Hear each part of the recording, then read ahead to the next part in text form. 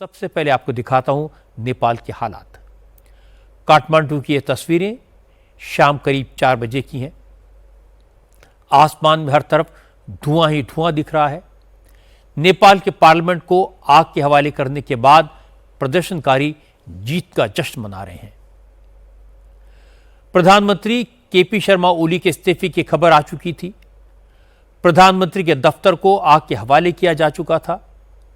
Supreme court की building जल चुकी थी। मंत्रियों के घरों में तोड़फोड़ और आगजनी हो रही थी, लूटपाट हो रही थी।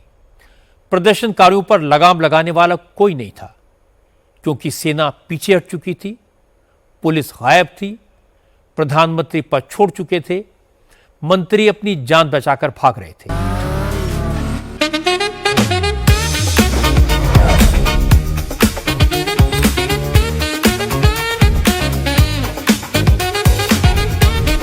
Pure technology that is built for your every sense.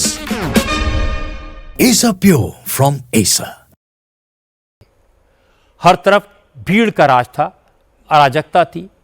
Protesters ने सबसे आखिर में नेपाल के राष्ट्रपति भवन पर हमला बोला।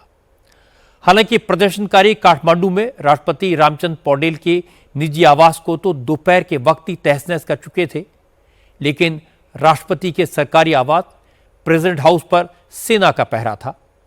बख्तरबंद गाड़ियों ने प्रेसिडेंट हाउस को घेर रखा था, इसलिए प्रोटेस्टर्स राष्ट्रपति भवन में शाम तक नहीं घुस पाए।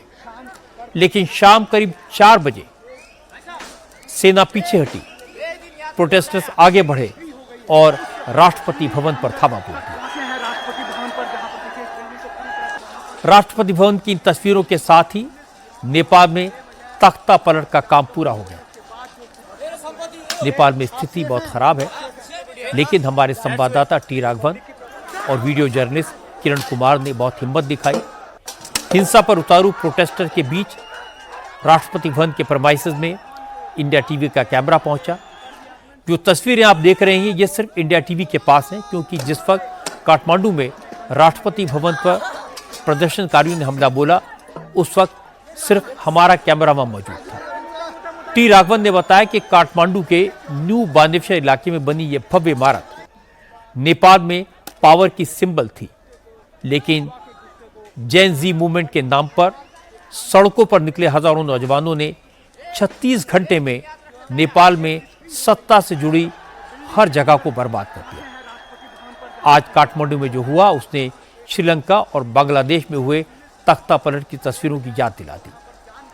हैरानी की बात यह कि काठमांडू में प्रेसिडेंट हाउस की सिक्योरिटी के लिए फौज के सैकड़ों जवान तैनात थे। दोपहर तक तो सेना ने आंदोलनकारियों को राष्ट्रपति भवन से करीब 500 मीटर दूर रोक कर रखा था, लेकिन प्रोटेस्टर की बढ़ती संख्या देखकर, उनका उग्र रूप देखकर सेना के जवान धीरे धीरे पीछे हटते गए। जब आर्मी को लगा कि अब प्रदर्शनकारियों को रोकना मुश्किल है, तो राष्ट्रपति रामचंद्र पौडेल को सेना की सुरक्षा में राष्ट्रपति भवन से बाहर निकाल लिया गया।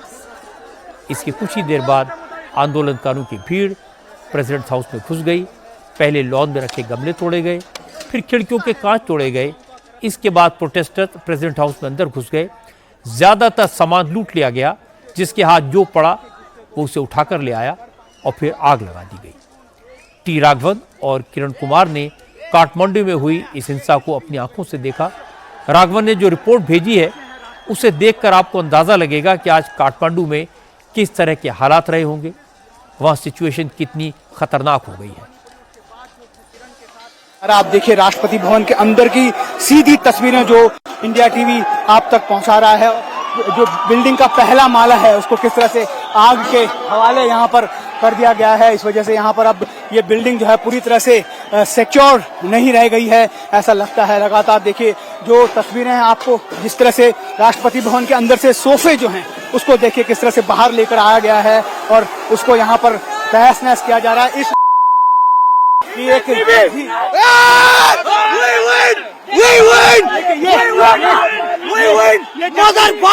खुशी है।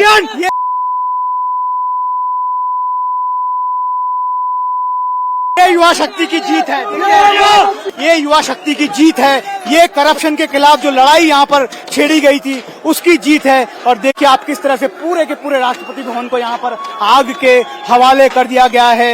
यहाँ पर मैं मेरे कैमरामैन सहयोगी किरण कुमार के साथ लाइव रिपोर्टिंग हम राष्ट्रपति भवन के अंदर से कर रहे हैं, जहां पर आप देखिए कि किस तरह से एक पूरा के पूरी बिल्डिंग को यहाँ पर राष्ट्रपति भवन को आग के हवाले कर दिया गया है। आप देखिए एक तरफ आर्मी के उस कॉन्टिजेंट को आप देख लीजिए कि किस तरह से आर्मी के कब्जे में कुछ मिनटों पहले तक ये जो पूरा राष्ट्रपति भवन था, लेकिन अब जब पब्लिक इतनी ज्यादा यहाँ पर तादाद में इकट्ठा हो गई तो फिर उसे वहां से जो है आर्मी जो है पीछे हट गई। उसके बाद पब्लिक ने इस पूरे बिल्डिंग को अपने कंट्रोल में ले लिया, पूरी यहाँ पर तोड़फोड़ की गई और उसके बाद अब इस पूरे राष्ट्रपति भवन को आग के हवाले कर दिया गया है।